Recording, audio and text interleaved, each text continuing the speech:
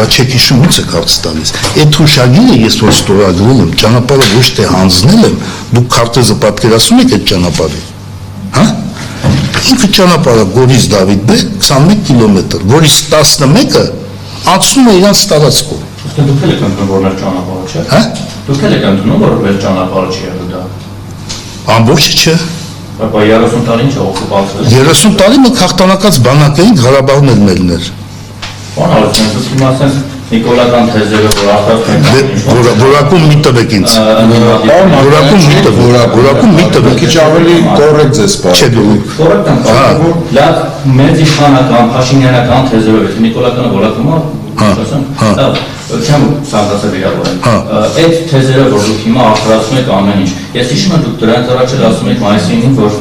բանա, մենք այդ ճանապարհը ոնց եք ասել, փրկել ենք, թե նոր ճանապարհ ենք բերել, թե ինչ։ Հիմա Փաշինյանն ասում է Արցախը հանձնելով մենք պետություն ենք ձեռք բերել։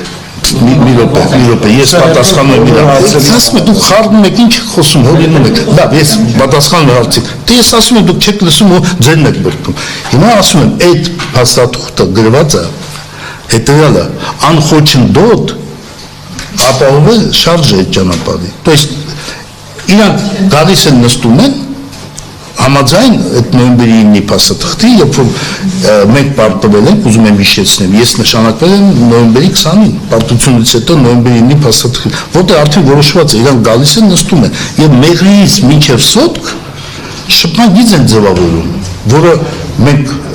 30 տարի մենք վերահսկել ենք այդ ամեն ինչը։ Որոշում ընդունել, որ գալիս են Ալմատի հռչակագրով նստում են այդ սահմանին, երբ որ իրանք նստում են, ասի թե նույն Ղափան չակատ են, իրանք այդ տեղեկան նստեցին, բայց այնտեղ ճանապարհը գնում է սահմանի կողքը, չի մտնում իրանց տարածք, այնտեղ պրոբլեմ չառաջացավ, այնտեղ մենք նորից այդ փաստաթղթով ռուսական սահմանապահ դեին, որ միջադեպ չլինի, բայց էսի մեր տարածքով է գնալ։ Այստեղ 21 կիլոմետրից Գորիս Դավիթ-Բեկ 11-ը իրանց տարածքով է գնում։ Դուրս է գալիս Գորիսից, մտնում է Էյվազլու 4 կիլոմետր։ Գնում է իրանց տարածքով, եւ երբ որ այդ հարց առաջացավ, որ գան նստեն, ու այդ ճանապարհը փակվում է, միակ ճանապարհը դեպի։ Ես դիմել եմ, ասել եմ դրա մասին, զորք է եկել կանգնել,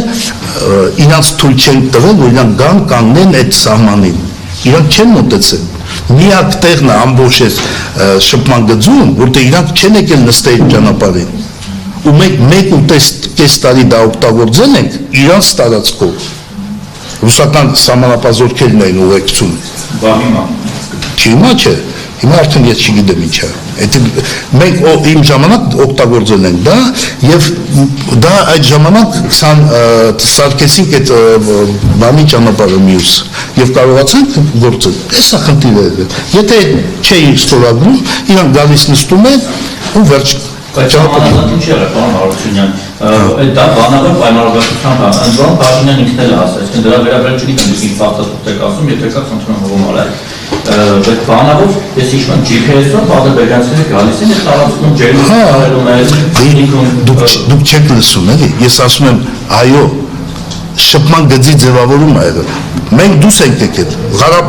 Քելբաջան, չէ, Հայաստանի մասով իրանք գալիս են սահմանին են նստում, իսկ Ղարաբաղում իրանք գալիս են տեն նույն GPS-ով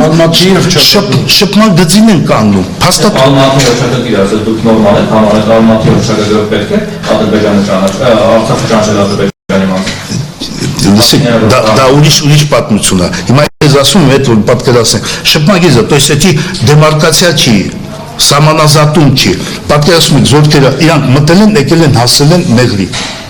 Հիմա, մենք ինչ պիտի անենք, մենք պիտի կանենք, չէ՞ միտեղ, դիրքերը կառուցենք, գալիս են իրանք, մերոնք գալիս են, սահմանը որտեղ է, այն սովետական, իրանք պոստը դնում են ստեղ, մենք ստեղ ենք, ու սեն շարժվում է։ Իսկ իրանք հետայացնային որտեղ լավագույն որոշում է, թե ամեն դեպքում հնարավորել են որոշում կայացնել, որի արդյունքում չէին կորցնի դիրքերը։ Ինչ դիրքերը։ Ճանապարհը, իսկական ճանապարհը։ Երկու ճանապարհ կար, հասկանում եք, դուք ականայք դե հասկանաք, ասեմ, թե ինչ ճանապարհ կար, իրանք հաղթել են, եկել են, թուղթ են ստորագրել, ստորագրել զինադադարի, իրանք կարային չկանգնեին այդ զինադադարը, դուք գիտեք, որ զինադադարը ինքնուրույն չի եղել, այդ Ռուսաստանի ճնշման տակ է եղել, որ իրանք Շուշի են մտել, իսկ 30,000 զորք Ստեփանակերտում, եթե զինադատարը չլներ,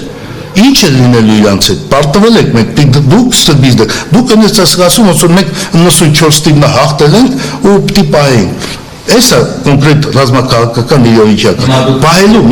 պահելու այդ խնդիրը ներգու ձև կա աշխարհում, կամ դու փաստաթղթով ես ղեկավարում, կամ հայտարարում ես պատերազմ, այդ պարագայում կարող ենք պատերազմ հայտարարել, բայց միևնույն ժամանակ ինչ է լինում, մենք լինում ենք զինադատարի բան խախտող, որը ոնց ասած մենք համաձայնվել ենք, թե չէ իրանք բան են, իրանք համաձայն չէին, իրանք կարող են շարունակել Ստեփանակերտը վերցնեին եւ մենք ունենայինք այդքան հազարավոր գերիներ եւ չեմ ասում այն բանը, էսա